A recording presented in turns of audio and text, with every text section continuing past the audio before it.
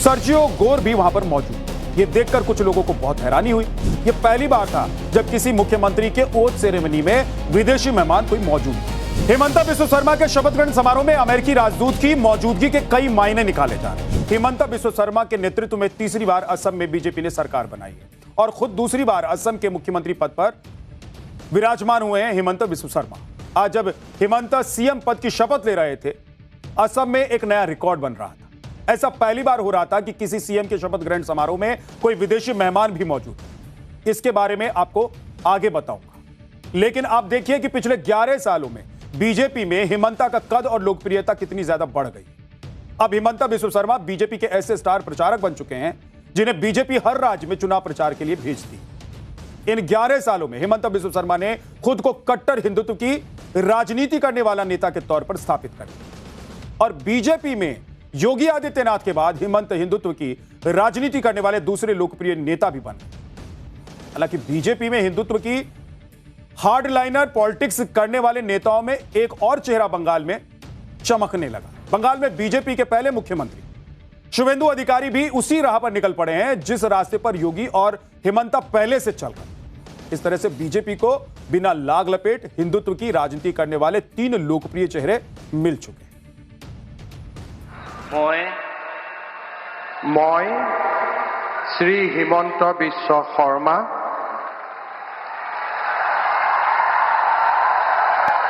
ईश्वरर नामत शपथ लौ जे विधिर द्वारा स्थापित भारतर संविधानर प्रति मैं प्रकृत विश्वास आरु आनुगत्य पोषण करिम। आज जिस वक्त हेमंता बिस्व शर्मा सीएम पद की शपथ ले रहे थे, उस वक्त अमेरिका के राजदूत सर्जियो गोर भी वहां पर मौजूद थे। यह देखकर कुछ लोगों को बहुत हैरानी हुई, क्योंकि प्रधानमंत्री के शपथ ग्रहण समारोह में विदेशी मेहमानों को बुलाने की परंपरा है, लेकिन मुख्यमंत्रियों के शपथ समारोह में ऐसा बहुत कम देखने को मिलता है। कभी नहीं देखा गया। बल्कि यह पहली बार था जब किसी मुख्यमंत्री के ओथ सेरेमनी में विदेशी मेहमान कोई मौजूद, क्योंकि अभी 4 मई को जब 5 राज्यों के चुनावी नतीजे आए थे, तब ट्रंप ने पीएम मोदी को फोन करके बधाई दी थी। तब संजय राउत को इतनी बेचैनी हुई कि उन्होंने ट्रंप को चिट्ठी लिख डाली थी। उस चिट्ठी में संजय राउत ने लिखा था कि देश का नहीं, राज्यों का चुनाव था, इसलिए ट्रंप मोदी को बधाई देकर भारत के आंतरिक मसलों में दखल दे रहे हैं।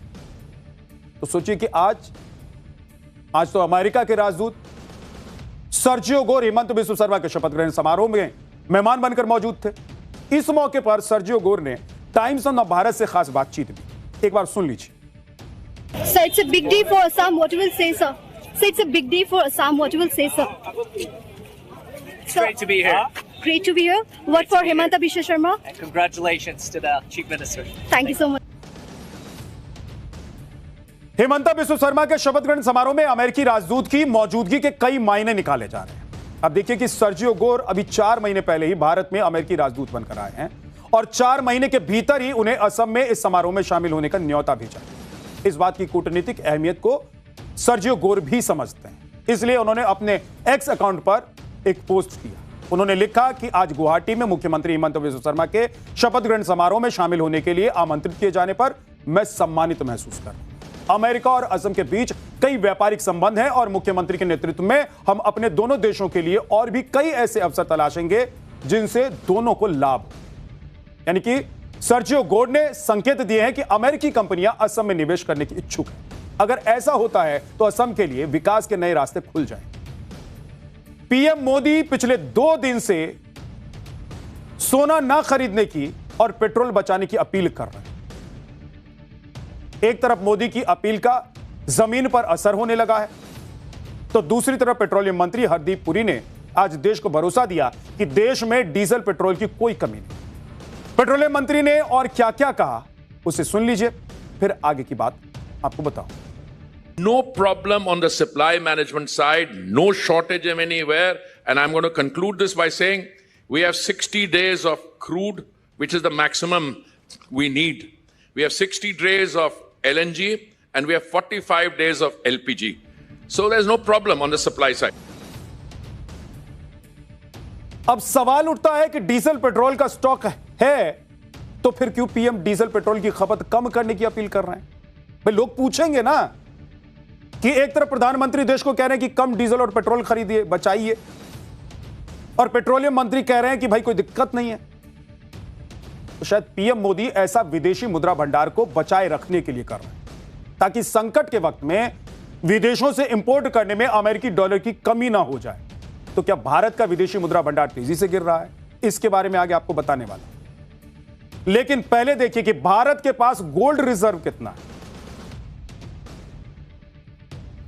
आरबीआई की रिपोर्ट के मुताबिक मार्च 2026 तक भारत के पास करीब 880 मीट्रिक टन सोना था। मोदी सरकार ने पिछले 3 साल में गोल्ड रिजर्व को तेजी से बढ़ाया है।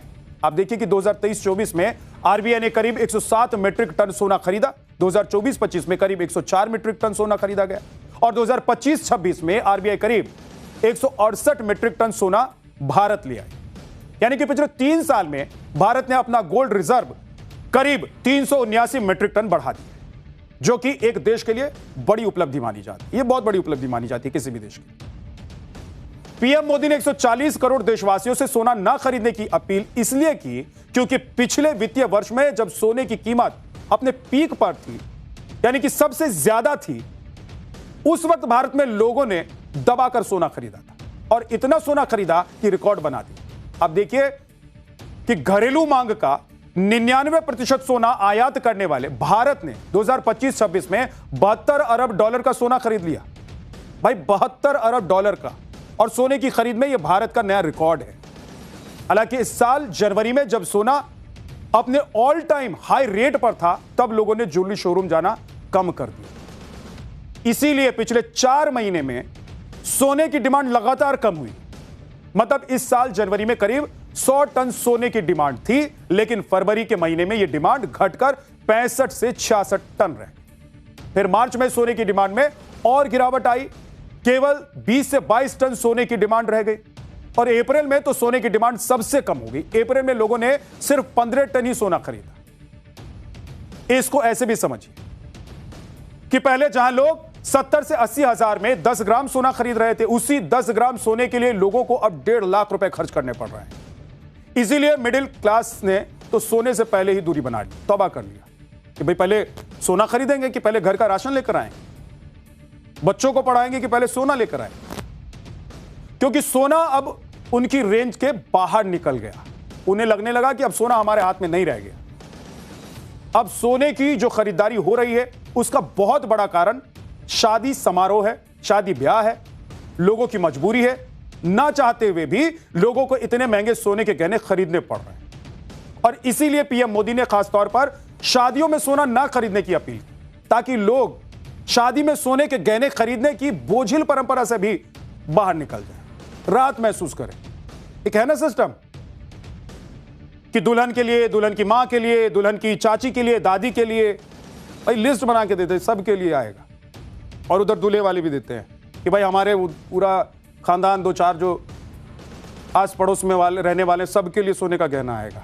क्या करेंगे लोग? मजबूरी में खरीदते हैं, बनवाते। तो पीएम मोदी बार बार अपील कर रहे हैं कि विदेशी मुद्रा भंडार को बचाने के लिए सोने से दूरी बनानी होगी। पीएम मोदी को यह अपील क्यों करनी पड़ रही है, यह आप भारत के घटते फॉरेन एक्सचेंज रिजर्व को देखकर समझ सकते हैं। आप देखिए कि इस साल फरवरी में देश का विदेशी मुद्रा भंडार अपने ऑल टाइम हाई पर था। फरवरी में भारत का विदेशी मुद्रा भंडार लगभग 728.5 अरब डॉलर हो गया था, लेकिन 1 मई को भारत का विदेशी मुद्रा भंडार घटकर 690 अरब डॉलर हो गया। यानी कि 3 महीने में ही भारत का विदेशी मुद्रा भंडार करीब 38 अरब डॉलर कम हो गया। परसों मोदी ने अपील की और कल इसका असर शेयर मार्केट में भी देखने को मिल गया। ज्वेलरी कंपनियों के शेयरों में तो जैसे भूचाल आ गया। एक तरफ ज्वेलरी और गोल्ड में डील करने वाली कंपनियों के शेयर धड़ाम गिरने लगे। कई कंपनियों के शेयर 11% तक टूटे। सबसे ज्यादा गिरावट स्काई गोल्ड कंपनी के शेयर में आई। कल्याण ज्वेलर्स के शेयर में 8% से ज्यादा की गिरावट दर्ज की गई। पीसी ज्वेलर के शेयर में 5% से ज्यादा गिरावट, और स्काई गोल्ड के शेयर में तो 12% से ज्यादा की गिरावट दर्ज की। पीएम मोदी की अपील के बाद ज्वेलरी इंडस्ट्री में सन्नाटा छा गया है, क्योंकि यह कोई 200 से 400 लोगों की बात नहीं है। 50 लाख ज्वेलरी कामगारों की रोजी रोटी का भी सवाल है। भारत की जीडीपी में सोना और हीरा व्यापार का योगदान 7% का है। इसीलिए एक तरफ सोना न खरीदने से विदेशी मुद्रा भंडार तो बचेगा, लेकिन कहीं ज्वेलरी इंडस्ट्री और उससे जुड़े लोग बर्बाद ना हो। इस बात का डर हर उस आदमी को सता रहा है जो ज्वेलरी कारोबार से जुड़ा हुआ है। भारत में ज्वेलरी सेक्टर में करीब 50 लाख लोग काम करते हैं। सूरत और मुंबई जैसी बड़ी इकोनॉमी तो हीरा और सोने के बिजनेस पर ही टिकी हुई। आप देखिए कि जनवरी 2025 में भारत की ज्वेलरी इंडस्ट्री 7 लाख करोड़ से ऊपर की थी और 2030 तक इसके बढ़कर 11 लाख करोड़ से ज्यादा होने का अनुमान है। ऐसे में आप अंदाजा लगाइए कि पीएम की अपील का इस इंडस्ट्री पर क्या असर होने वाला है।